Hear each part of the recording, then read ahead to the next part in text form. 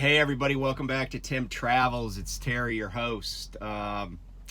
So this happened actually about 5 hours ago. Hey everybody, so we're here in, what's it, Catletsville, is that right? Ashland. Oh, Catletsburg, Ashland, at the Flying J. He's leaving me. What do you think? 40,000 miles. Because he was on the penalty program. I was bad. I left and came back. So any advice for me? No. Just stick with it. Stick with it, roll the miles. All right. Paul's mom's here too. She's giving me advice. But she's a mom. That's her job. So I got to say one thing that we never talked about. I have never met a man, or a woman for that matter, that knows more about astronomy that's not actually an astronomer or works for NASA than this guy right here. He taught me, like one night we were just sitting waiting for, I don't even know what we were waiting for. Paul, like out of the blue, he's like, hey, you see that light over there? I think that's the International Space Station going by. And sure enough, it was. Like he got his computer or his iPad out. Yeah, I'm like a who? astrophysicist, man. Yeah, like he knows like everything about planets. He should work at a planetarium. I don't know why he's driving a truck. Too stupid to go to school, I guess. Man, you meet all sorts of people in this business. Anyway, I appreciate you. It's been fun. I hope you learned something. I don't know what, I but learned some things. you learned how to. I'll tell you what he learned last night: how to try to like get a balance on the load of beer. Yes. I think how many times you have to slide those tandems? About 5 or 6 times. It's not fun. We didn't have to. They don't let us drink any. Paul. You had to drink, get your load level. Oh, that's a good idea. Paul's mom says you should just drink some until you get your load leveled out. That might work. All right, but anyway, I want to thank Paul. He was a sport about a lot of stuff, and B's probably going to wonder where he is when I go home this time. I'm going to miss B. My wife asked me if I want to get B on the truck for a few weeks till I pick up a student. I said, well, whatever she wants to do, she's the boss. So anyway, thanks for tuning in. We'll catch you next time. So congratulations to Paul. 40,000 miles, man. It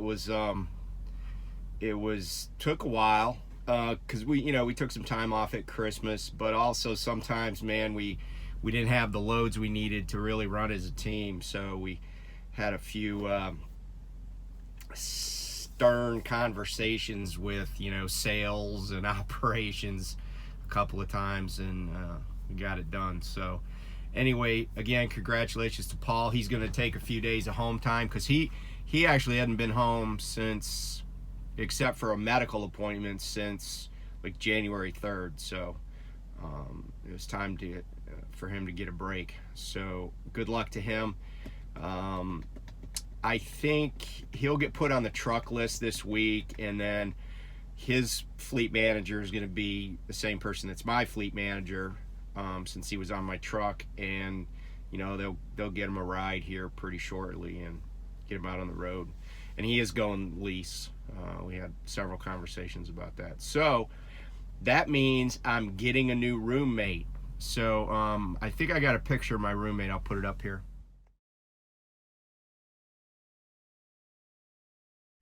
That's right. Beatrice is going to be coming on the truck for about a week, 8 days, somewhere around there. I'm going home on the 8th of March, but I have a load that I am picking up tomorrow here in Kentucky. I'm just hanging out at the truck stop here in Catletsburg or Ashland or whatever this is considered, and it's a load of Hot Pockets. Same place that I had to get rid of the Hot Pockets from before, but in any event, I got a load of Hot Pockets going up to northeast PA, not too far from Pittston. So I may be able to kill a couple of birds with one trip here, and I'll stop at home tomorrow night, get some laundry done, get B on the truck, and then Monday earlier go up to Pittston and see if they can replace the alternator on my APU, and then make my delivery at 2300 on Monday evening. Not a great schedule, but it did pay pretty well. So I think it pays almost $3 a mile. So not shabby.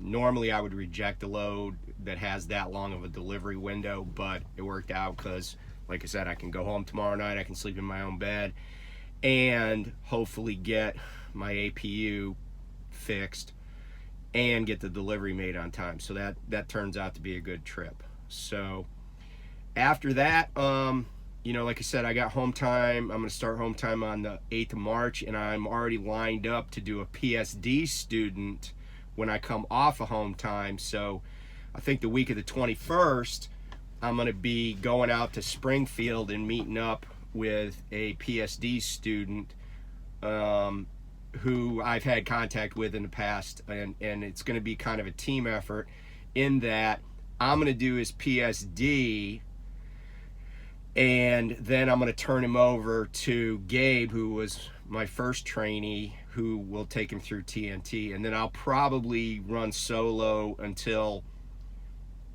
after I take home time in April. I'm going to take, I think, about the same amount of time, 8 to 10 days, kind of around Easter. And yeah, then when I come back out after that, I'll probably go back to getting another TNT student, but we'll see how that works out. But anyway, thanks for tuning in. You know, it's always interesting. It's always good to meet new people, and I've been very grateful that I've met some really cool people along the way in the trucking industry.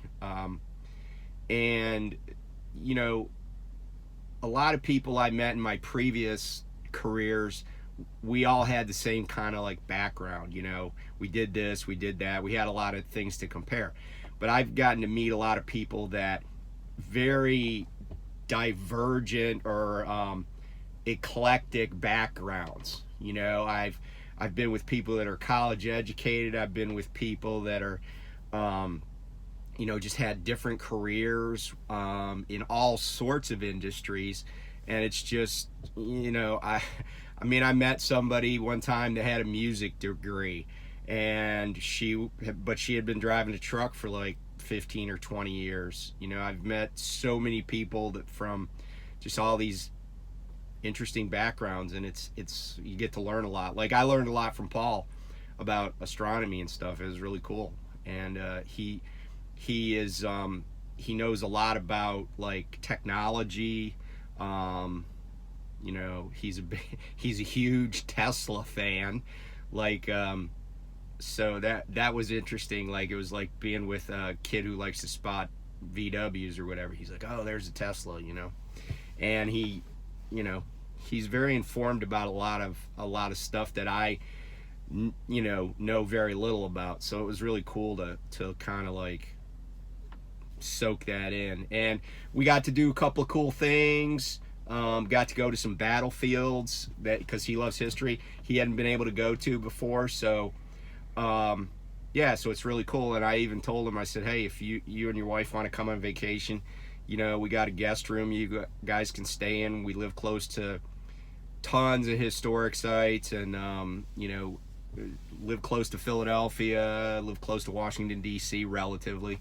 And I said, yeah, you guys could come and do all sorts of stuff. So hopefully we'll see them again at some point. But yeah, it was a good ride, and I'm glad he reached out to me because of YouTube. So I'm grateful for that. So anyway, thanks for tuning in. Stay tuned. We'll get B on the truck, maybe shoot some videos with her, you know, bossing people around at a truck stop or something. But so yeah, just we're rolling along here.